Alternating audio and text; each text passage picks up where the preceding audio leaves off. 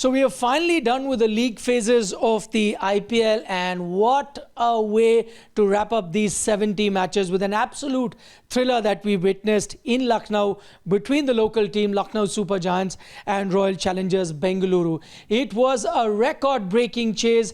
227 is what Lucknow got, and the RCB team managed to get to that record-breaking target because never had a total like this been chased down at the Ekana Stadium. But RCB pulled off that spectacular chase, and we're going to look at 5 big points and 5 big talking points from that encounter. Let's start with the man of the moment, the man of the match, the captain in Jitesh Sharma. It was a captain's knock, 85 that he got to take his team home, and came in at a precarious situation when they had lost 4 wickets and needed upwards of 13 and over. But he ensured that the net run rate, the required net run rate, was always under control. And in the end, RCB got to this total, record total, with about 9 balls to spare, courtesy Jitesh is 85 at a phenomenal strike rate of 257. So that has to be the highlight, the man of the match performance. But now to a second talking point, and this is a bit of a controversy. A non-striker's run out that could have happened. At that stage, RCB still needed 29 of 19 balls. It did seem under control, but the man in question was Jitesh Sharma. He was the man in form. Had he gotten out at that stage, who knows where the match could have gone at that point. What happened? Digvesh Rathi tried to do a munkad or a non-striker's run out. Jitesh was out of his crease.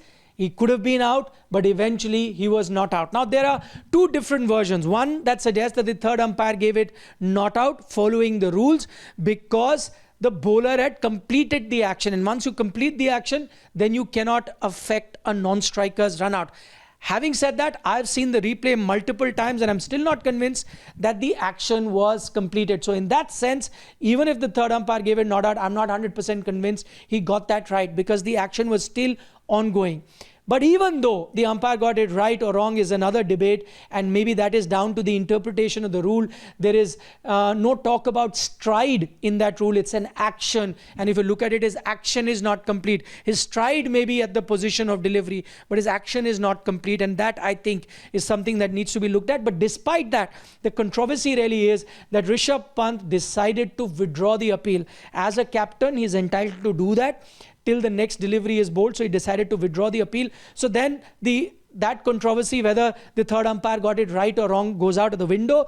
And because the fielding team has withdrawn its appeal, Jitesh Sharma will continue to bat. And what tells me that it's actually the appeal that eventually resulted in Jitesh not being given out is because Jitesh then goes on to thank Rishabh Pant and even hugs him. Now, the debate is also whether Rishabh should have withdrawn the appeal or not. Now, if Rishabh Pant and his team were playing a match which was crucial to them, hypothetically, if this was a situation where if they won this match, they would have qualified for the top 4, would he have still withdrawn his appeal?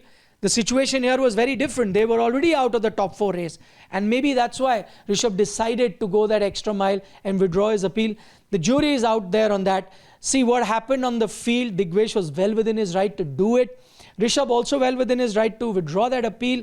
But at the end of the day, should he have withdrawn that appeal when his bowler has appealed? And also, his withdrawing that appeal could have had the impact on the result. And it may not have affected LSG, but it affects the Gujarat Titans, who probably could have sneaked into top 2 had that appeal stayed. So still, plenty of debate over that. One big talking point, and I'm guessing for the days to come, we'll keep debating over that, but taking nothing away from RCB and their performance. The third talking point, and even though I said right at the start that the man of the match is Jitesh, and he deserves that. But if I had to give an alternate man of the match, I'll give it to Will Rook, the bowler for Lucknow Super Giants, because not only did he give 74 runs in his 4 overs at an economy of 18, which allowed RCB to always be ahead of the required run rate. But a very crucial moment in the game when Jitesh Sharma, the man of the match awardee, when he was on 22, there was a simplest chance of a run out,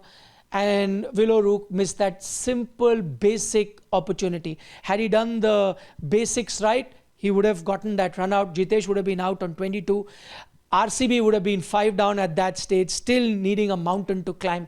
And I think from there on, for RCB to win would have been very difficult. So Will O'Rourke, for the runs he gave, for the misfieldings that he did, not just this run out that I'm talking about, on other occasions as well, and then not affecting this run out, I think was the man of the match overall in terms of what happened to the game.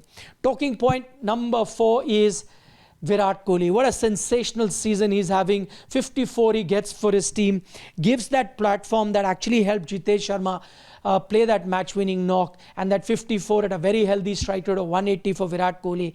His strike rate throughout this season has been very good at 147, and he's got more than 600 runs, and that's a new IPL record too. Now he's got 5 times he's gone past 600 runs in the IPL, and no other batter in the history of the IPL has managed to do that. It's a testament to the consistency of Virat Kohli and how he's been crucial to the RCB, and clearly has been the best batter for them this season.